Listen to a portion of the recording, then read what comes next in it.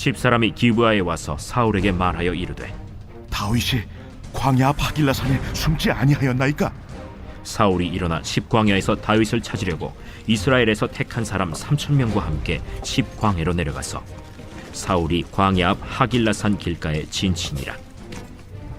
다윗이 광야에 있더니 사울이 자기를 따라 광야로 들어옴을 알고 이에 다윗이 정탐꾼을 보내어 사울이 과연 이른 줄 알고 다윗이 일어나 사울이 진친 곳에 이르러 사울과 넬의 아들 군사령관 아브넬이 머무는 곳을 본즉 사울이 진영 가운데에 누웠고 백성은 그를 둘러 진쳤더라.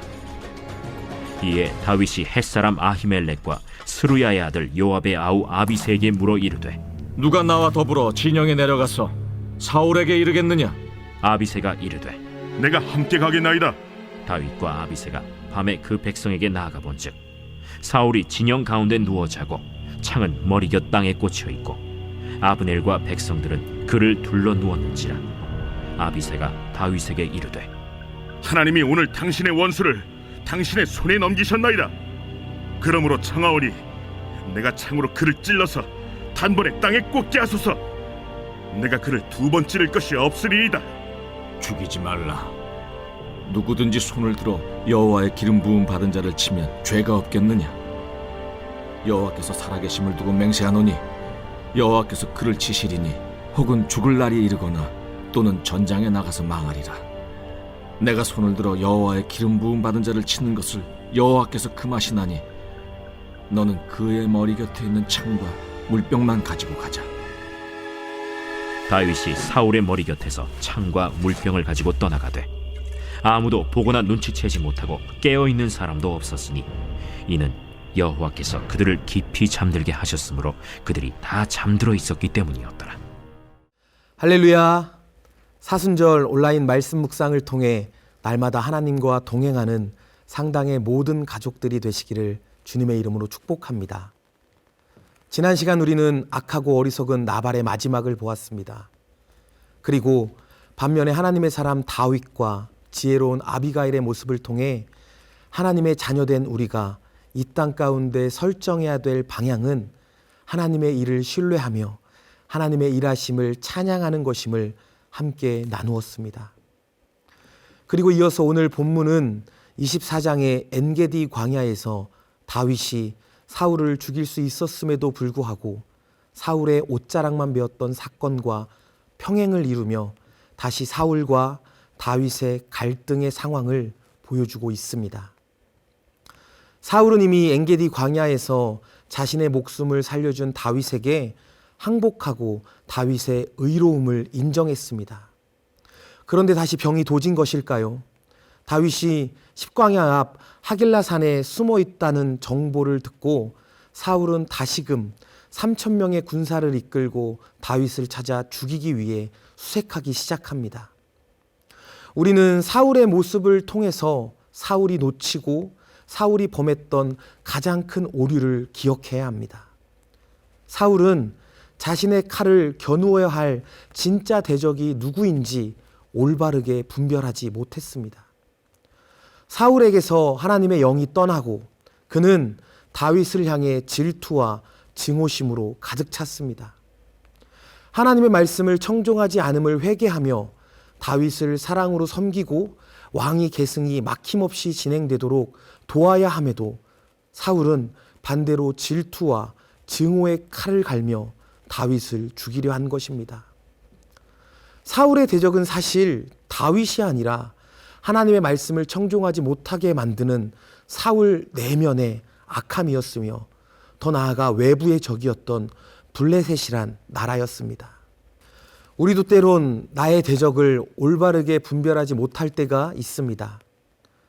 간혹 나의 마음을 무너뜨리고 나를 곤욕스럽게 하는 상황이 삶에 드러날 때 하나님 앞에 나의 삶을 점검하며 무릎 꿇고 하나님의 뜻과 방법을 구하기보다는 상황의 원인이라고 생각하는 사람과 환경을 향해서 대적하며 날카로운 칼과 같은 말과 행동으로 공격하기도 합니다.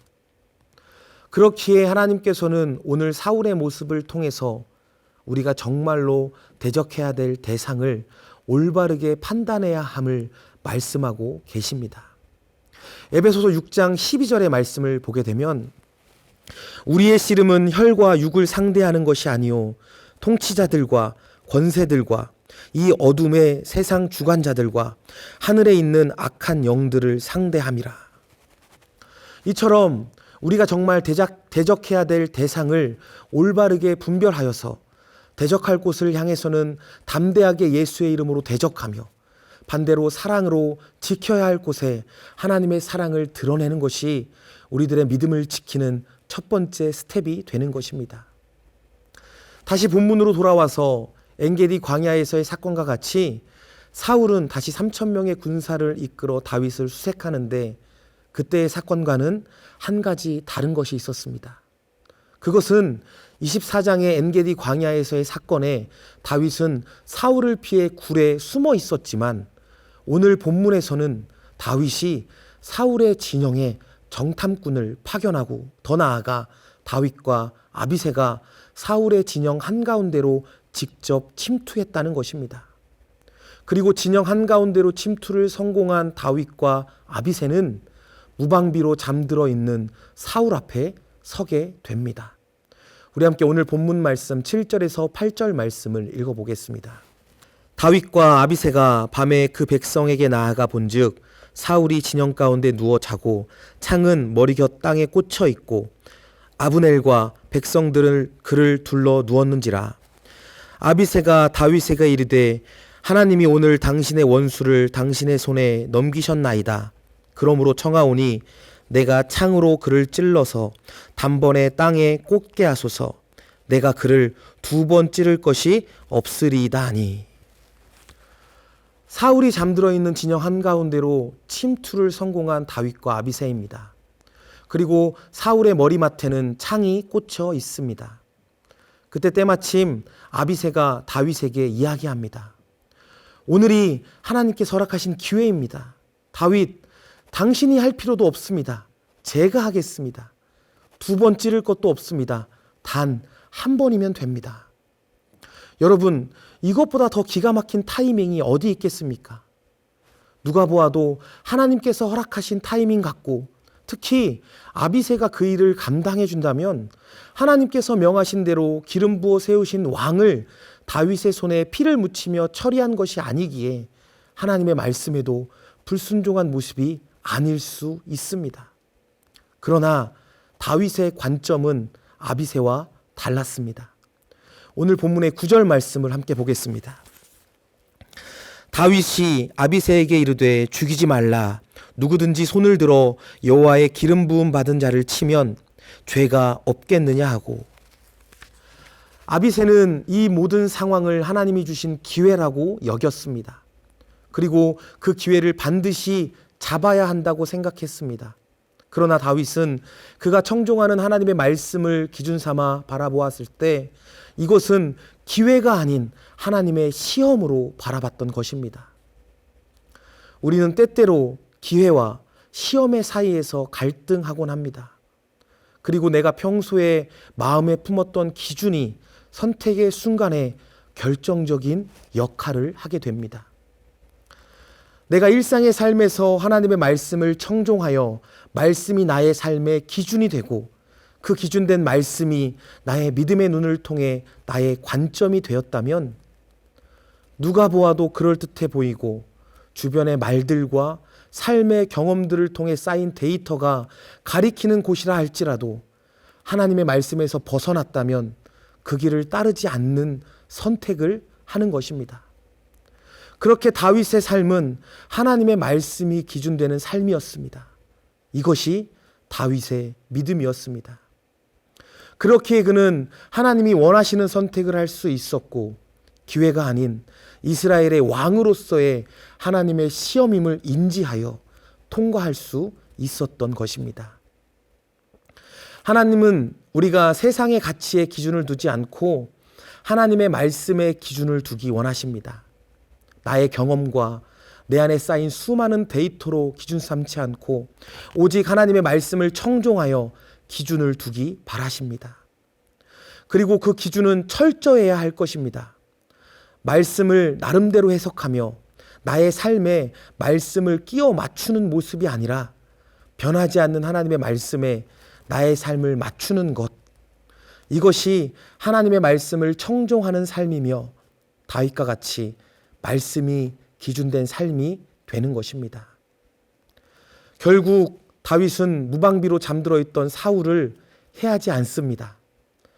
하나님께서 금하신 이름을 끝까지 상기시키며 사울의 머리 곁에 있던 창과 물병만 챙겨서 사울의 진영을 무사히 빠져나오게 됩니다.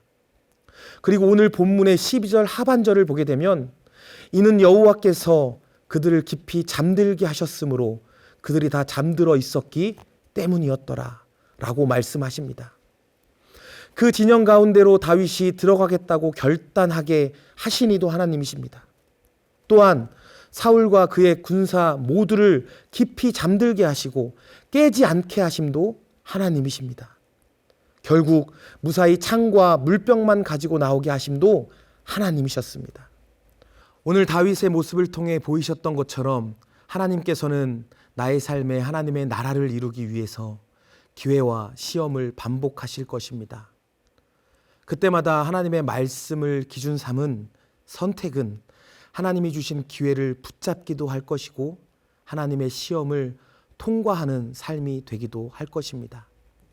그렇게 오직 하나님의 말씀을 기준 삼은 나의 삶을 통해 하나님은 일하실 것입니다. 오늘 나에게 주신 하루의 삶이 철저하게 하나님의 말씀이 기준되어 살아내는 삶이 되기를 소망합니다. 오직 하나님의 말씀만 기준 삼은 하나님께 삶을 올려드리는 상당의 모든 가족들이 되시기를 주님의 이름으로 축복합니다. 우리 함께 기도하시겠습니다. 하나님 감사합니다. 오늘도 우리의 삶이 하나님의 말씀 앞에 서게 하여 주시니 감사드립니다. 하나님, 오늘 주신 말씀과도 같이 우리의 삶의 선택의 순간 앞에서 세상의 소리와 세상의 가치관의 기준을 두어 선택하는 것이 아니라 오직 하나님의 말씀에만 기준을 두어서 날마다 그 선택으로 순종하며 나아가는 우리들의 삶이 되게 하여 주시옵소서. 어떠한 상황 속에서도 하나님의 뜻을 기억하며 기회와 시험임을 인지하여 오직 그 기준을 말씀에 두어서 하나님이 기뻐하시고 하나님이 원하시는 그 선택을 하며 순종으로 나아가는 우리들의 모든 삶이 되어질 수 있도록 성령 하나님께서 인도하여 주시옵소서. 살아계신 예수님의 이름으로 기도드리옵나이다. 아멘.